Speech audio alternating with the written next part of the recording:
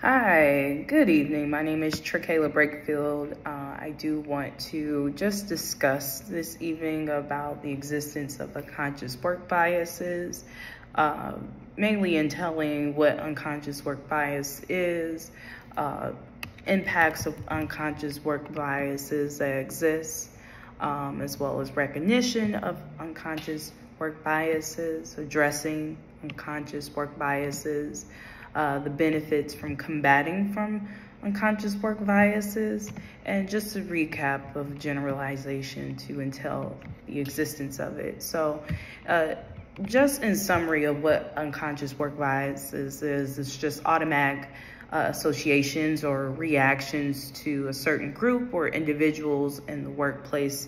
Just a natural reaction, rather if it's a positive or negative stereotype.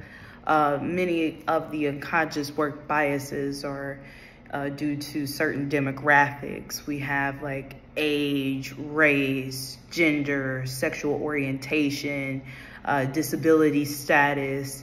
So, some of those factors that can contribute, say for instance, the majority group is culturally based off of one group. Someone who does come into the workplace that does not culturally associate with that other group may feel some form of unconscious bias towards them personally, or there may be someone of the group who is the majority feels that unconscious work bias where they may be judgmental on their perception of who this person may be rather than evaluating that person. Usually it happens through like judgment, just behaviors, just natural reactions. Sometimes I understand because I am African American and I am a woman too. I may experience that sometimes as well, where there may be certain instances where I may not be able to understand the majority group's cultural backgrounds or experiences. And mainly it does happen in settings where I am not of majority, for example. But that's just a specific example for me where I've experienced that. And it does impact performance and work ethical behaviors too, due to the fact that there can be a little bit of negative consequences, such as holding back from emotions, being avoiding, not communicating those experiences if you feel like, for instance, a form of racism, rather if it's personal or if you see it with someone else in a majority of the group. So, and also with that, it's also judging the ethics of the workplace with the existence of not bridging the gap of those conscious work biases, and just to be a little bit more open to diversify different people who come from those forms of backgrounds or areas that are not of majority.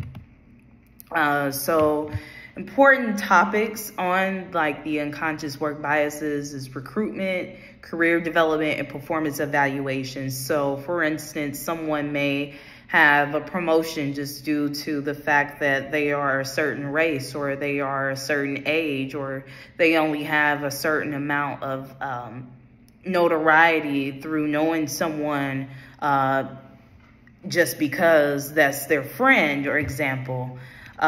So those are certain situations that can happen, and creating more like an environment where it's homogeneous and substantial to all of the employees will avoid most of those unconditions where it's seemingly conscious work bias that exists and unconscious work bias that exists. So again, just going back to diversity and inclusion and just coming into employee empowerment, that's most important to create more strength and to uplift each employee.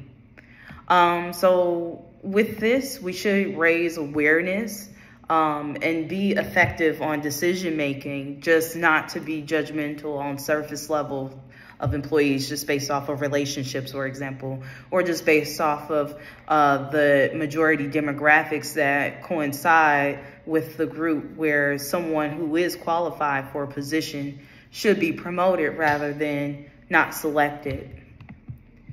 So I would like to just talk about the manifestations that can happen in the unconscious work environment. So just avoid having like similar backgrounds or interests. People that only come from a certain background and interest is not substantial to the work environment. It lacks diversity, and perspectives are not really brought in because it's only subjective to one rather than many. Also, formulating the inclusion of the underrepresented groups is also great too. So having those programs that are dedicated to like certain groups or certain events that can help those groups at least bridge a gap to feel included in the workplace as well. And it creates identity and also does include feelings and emotions in the workplace. So just to understand work unconscious bias is just to understand the nature of how it is impactful. So just think about if you are looking at someone a certain way, or if you say a certain response to someone, just think about how it would make them feel if you do say that out loud. So it's just being responsible for limiting your conversations from like personal and actually avoiding going into those factors of being more assumptive and actually being more active with questioning, creating more like a space where you can actually get their feedback, ask those questions about their history, get to know them more, just understand, you know, what is it about them that makes them more unique than, you know, anyone else that you may know. And for example, sometimes that I love to learn about my coworkers is where I take the initiative to look at the events that they like to attend to, see the activities that they like to engage, the specifics on the communication skills that they have. You know, what is the way that I can speak in a way to communicate better with them where I don't become disrespectful. And also not going against my culture either too. So those are things that I try to navigate when I understand to avoid unconscious work bias, or at least to understand the existence of conscious work biases. So I definitely try to make like games, have like icebreakers. Those are things that you can definitely use to contribute in the workplace to combat against unconscious work bias. Also having personality workshops. For example, my supervisor wanted each and every one of our team members to do a personality assessment that assesses our feelings, facts, reflection, and our ideas on emotion too. So what happened was that I learned that I was more of a factual person. I was a problem solver. And then there's some people who are more intuitive. There's some people who are more thinkers. So I am interested to know. I haven't got to the results yet, but I am very excited to see the problem solvers on my team. I sort of have an idea of who may be who as far as grouped, but I don't want to assume that that's the truth because I could be proven wrong. So that's an example of having unconscious work biases. I'm just assuming people's actions, and I shouldn't be doing that. So overall, I just want to just recap on what unconscious work biases is. Just having those personal stereotypes against a group that's not usually like you, or someone that you may see every single day, someone that's not in your family, someone that you may not culturally derive with. But eventually you can once you get to know them.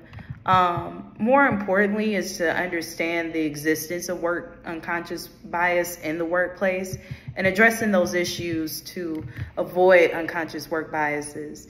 So making those reports, validating candidate qualifications, making sure that those individuals are not underrepresented, but more included. And that is it.